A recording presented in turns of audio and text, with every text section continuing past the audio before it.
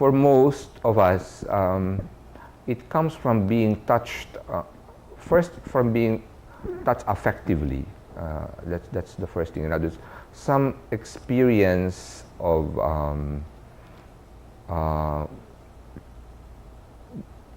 being needed by other people, seeing that you can actually make a difference, so a personal experience.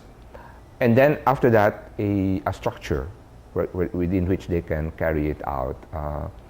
That was certainly my experience with young people in the 70s and with them again today. For example, the work that we're doing now with this group called Gawad Kalinga to build houses for the poor and to work with the communities. There's still many in the community for whom this is distant, but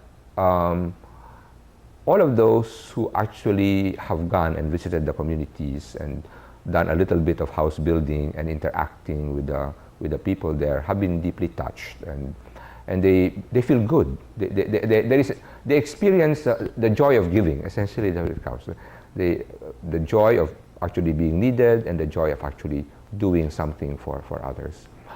And then after that, you have to create a structure. So, for example, we do have a structure for it now. And so what has happened is, for example, all the parents in the third-year high school here have committed that they would build one home per section. But it's more than that. They have decided also that not only would they donate the money, but they would bring, by section, they would go with the whole family to go into the house building and interact with the people there. So it is, and now they're saying we're going to go even beyond this. We're going to continue this. So I think what they have experienced is a joy of giving. And yesterday in our meeting, we were told that parents were very touched when their son said, "You know, I've been pestering my parents for so long to give me this big walk-in closet." He must have a big house. Walk-in closet. It cost about $2,000, 100,000 pesos. But he says, after being here and realizing that it could build 2 homes, I won't ask for it anymore. I'll ask them to give the money here. So the parents were very touched.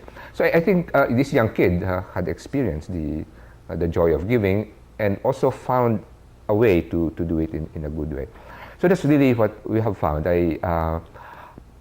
Whenever we go into these processes where we invite people to help others, I've told young people that, you know, our experience since the 1970s, when we began these outreach programs, is that the most effective way to bring people in is not by giving a talk. Actually, the most effective way is to invite a friend, to say, you know, I'm going over there this Saturday or this Sunday, would you come with me? And they may not know what you're gonna go for, but they'll come because you're friends. And once they're there, they're touched, and then you can talk to them. The process we find is not so much that it's not from the intellectual to the affective, but the other way around. It's from the affective to the intellectual. That was true of the experience of the 70s and true to today. And of course, the people in spirituality will say, well, that's the gospel story. In other words, the classic call of the disciples is John the Baptist pointing out Jesus to John and Andrew, and then John and Andrew going and inviting the others, and they say, so who's this guy? And they say, come and see. And so it's when you think of it that way, that's been our experience. And so we have tried to be more and more conscious on how to create contact with people in need, but then then how to process that experience, and how eventually to give opportunities for them to continue giving to others.